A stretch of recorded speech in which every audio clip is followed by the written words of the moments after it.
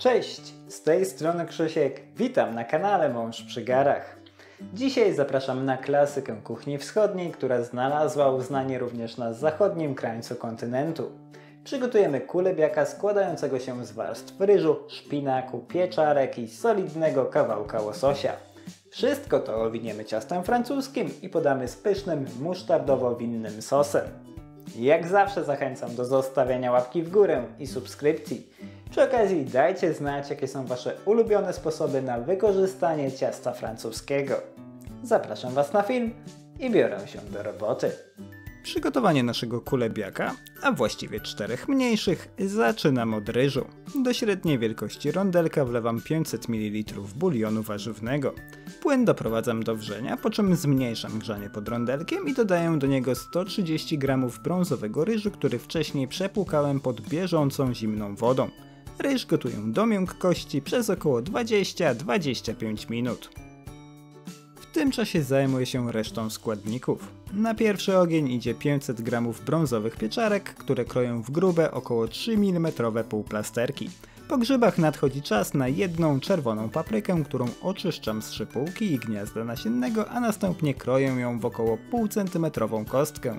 Kolejne na liście przygotowań są szalotki, których potrzeba około 100 g. Cebulki kroję w cienkie, około milimetrowe półplasterki. Następnie zajmuję się niewielkim pęczkiem koperku, który dosyć drobno siekam. To samo robię z niewielkim pęczkiem pietruszki. Po przygotowaniu warzyw i ziół wracam do ryżu, który na tym etapie powinien już być gotowy. Ryż całkowicie odcedzam z płynu i przekładam go do osobnego naczynia. Dodaję do niego pokrojoną w kostkę paprykę oraz czubatą łyżkę posiekanej pietruszki. Zawartość miski krótko mieszam do równego rozprowadzenia dodatków, po czym odstawiam do całkowitego wystudzenia.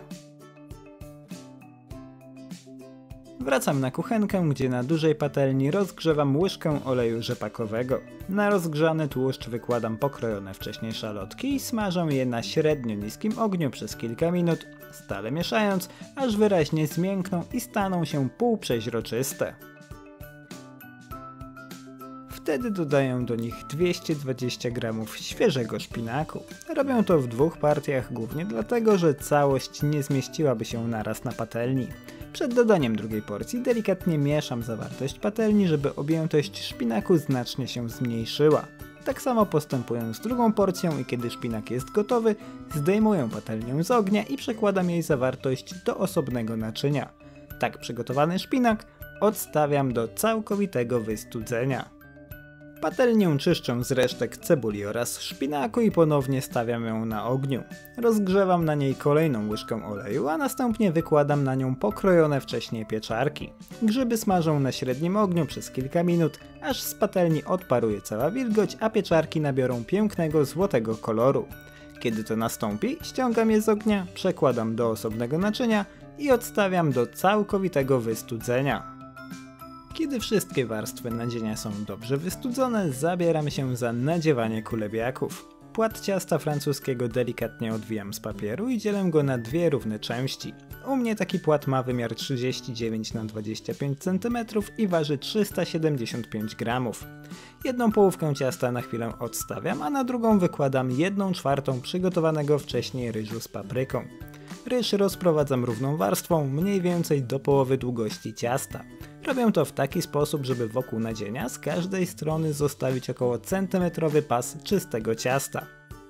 Na ryż wykładam 1/4 szpinaku i cebulki. Tutaj postępuję dokładnie tak samo, to znaczy rozprowadzam je cienką warstwą.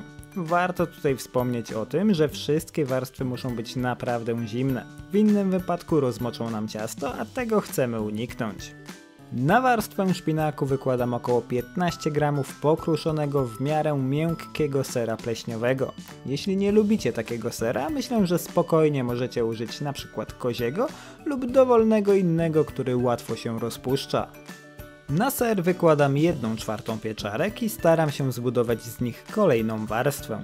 Może zająć to chwilę, ponieważ pieczarki lubią spadać na boki, ale spróbujcie je cierpliwie ułożyć w grubą, w miarę stabilną platformę. Na grzyby wykładam filet z łososia, z którego wcześniej usunąłem skórę. Doprawiam go solidną szczyptą soli, mielonego czarnego pieprzu i odrobiną posiekanego wcześniej koperku. Jak widzieliście wcześniej, do tej pory solony był jedynie ryż, więc nie bójcie się i doprawcie rybę całkiem mocno.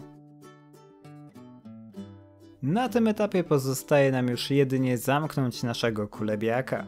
Ja to robię tak, że czystą część ciasta zakładam nad nadzieniem, po czym sklejam ze sobą rogi ciasta. Następnie powoli i cierpliwie sklejam ze sobą kolejne boki do uzyskania szczelnie zamkniętej paczuszki. Jeśli trzeba, delikatnie naciągam ciasto, ale uważam przy tym, żeby go nie przerwać, ponieważ ciężko będzie je potem skleić. Warto je wyjąć z lodówki na około 10-15 minut przed nadziewaniem, wtedy będzie odrobinę bardziej elastyczne.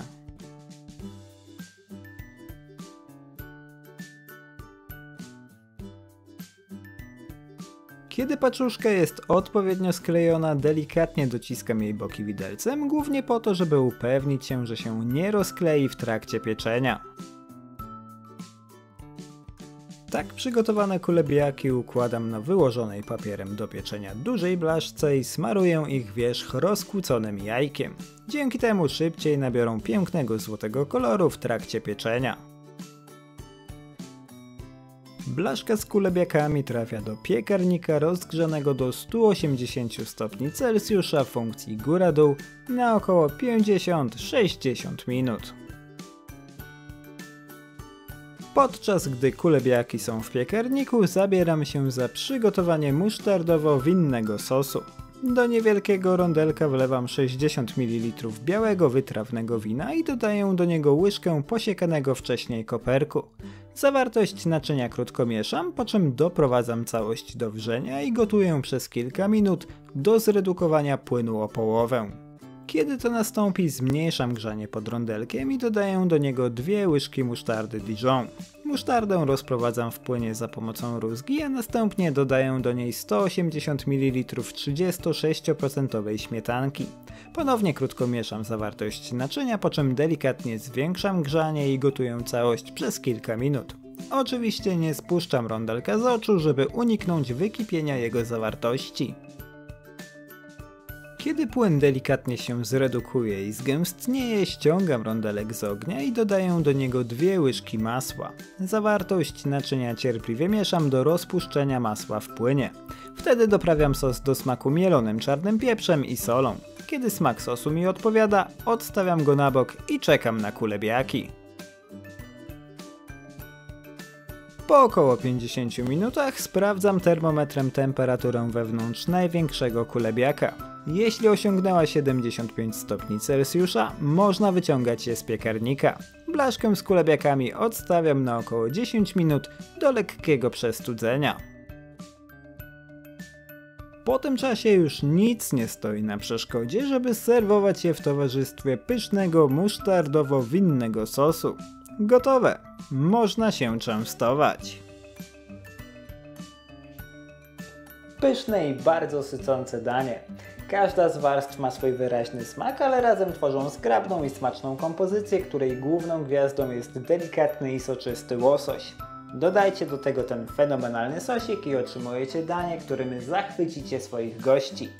Dajcie znać, czy przepis Wam się spodobał. Życzę Wam smacznego i do zobaczenia w kolejnym filmie. Cześć!